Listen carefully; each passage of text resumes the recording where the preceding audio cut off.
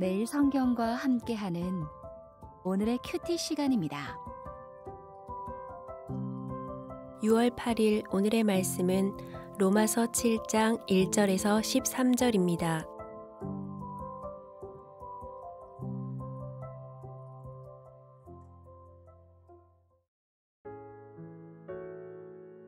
형제들아, 내가 법 아는 자들에게 말하노니 너희는 그 법이 사람이 살 동안만 그를 주관하는 줄 알지 못하느냐. 남편 있는 여인이 그 남편 생전에는 법으로 그에게 매인바 되나 만일 그 남편이 죽으면 남편의 법에서 벗어나느니라. 그러므로 만일 그 남편 생전에 다른 남자에게 가면 음녀라. 그러나 만일 남편이 죽으면 그 법에서 자유롭게 되나니 다른 남자에게 갈지라도 음녀가 되지 아니하느니라. 그러므로 내 형제들아, 너희도 그리스도의 몸으로 말미암아 율법에 대하여 죽임을 당하였으니 이는 다르니 곧 죽은 자 가운데서 살아나신 이에게 가서 우리가 하나님을 위하여 열매를 맺게 하려 함이라. 우리가 육신에 있을 때에는 율법으로 말미암는 죄의 정욕이 우리 지체 중에 역사하여 우리로 사망을 위하여 열매를 맺게 하였더니 이제는 우리가 얽매였던 것에 대하여 죽었으므로 율법에서 벗어났으니 이러므로 우리가 영의 새로운 것으로 섬길 것이요 율법 조문의 묵은 것으로 아니할지니라. 그런즉 우리가 무슨 말을 하리요? 율법이 죄냐? 그럴 수 없느니라. 율법으로 말미암지 않고는 내가 죄를 알지 못하였으니 곧 율법이 탐내지 말라 하지 아니하였더라면 내가 탐심을 알지 못하였으리라. 그러나 죄가 기회를 타서 계명으로 말미암아 내 속에서 온갖 탐심을 이루었나니 이는 율법이 없으면 죄가 죽은 것임이라. 전에 율법을 깨닫지 못했을 때에는 내가 살았더니 계명이 이름에 죄는 살아나고 나는 죽었도다. 생명에 이르게 할 그 계명이 내게 대하여 도리어 사망에 이르게 하는 것이 되었도다. 죄가 기회를 타서 계명으로 말미암아 나를 속이고 그것으로 나를 죽였는지라. 이로 보건대 율법은 거룩하고 계명도 거룩하고 의로우며 선하도다.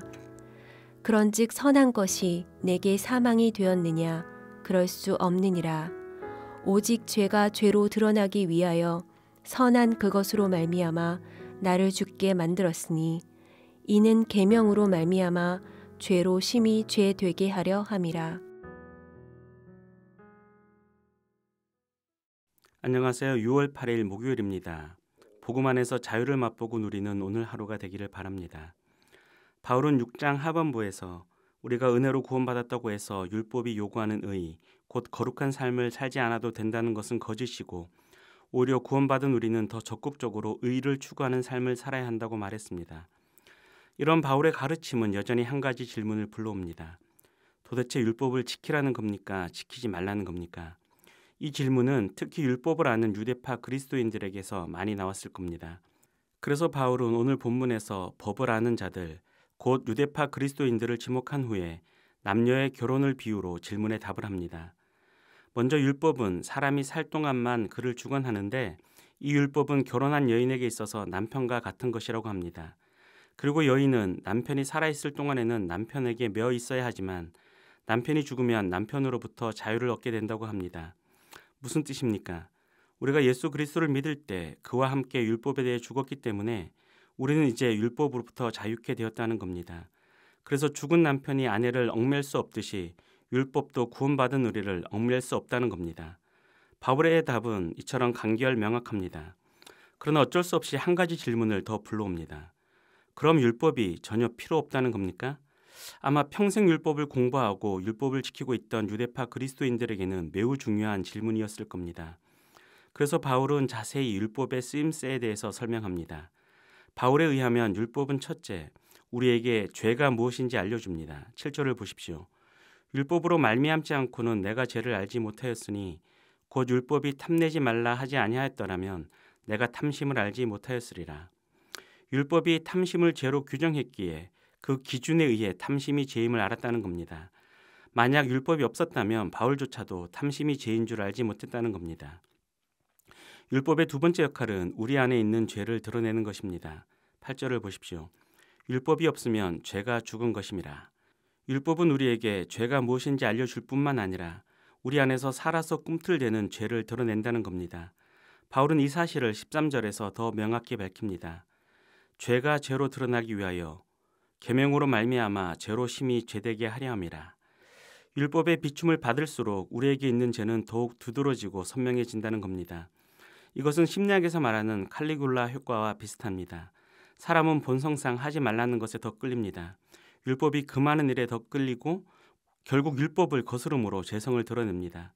이처럼 율법은 우리를 구원하지는 못하지만 우리에게 죄가 무엇인지 알려주고 심지어 우리 안에 자리 잡은 죄를 드러냅니다. 만약 율법의 역할이 없었다면 우리 중 누구도 구원의 필요를 느끼지 못했을 겁니다. 그러나 죄인된 우리에게 율법이 주어졌고 율법의 역할로 말미암아 우리는 우리가 반드시 구원받아야 할 죄인임을 깨닫게 되었습니다.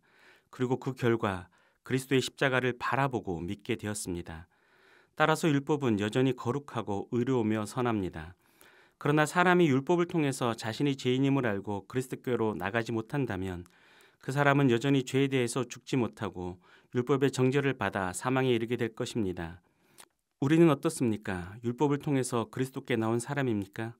그렇다면 그리스도의 몸으로 말미암아 율법에 대하여 죽었다는 사실을 지각하고 이제는 그리스도에 속한 사람답게 하나님 나라를 위해 선한 삶에 헌신하시기 바랍니다. 그럴 때 우리가 있는 모든 곳에서 그리스도의 생명이 꽃피우고 열매 맺게 될 것입니다. 기도하겠습니다. 하나님, 우리가 법에 매여서 억지로 그 법을 지키는 사람이 되게 하지 마시고 그리스도에 속한 사람답게 법 위에서 선한 열매를 맺는 사람이 되게 도와주옵소서. 그래서 우리 주변이 그리스도의 생명력으로 가득하게 하옵소서. 예수님의 이름으로 기도합니다. 아멘.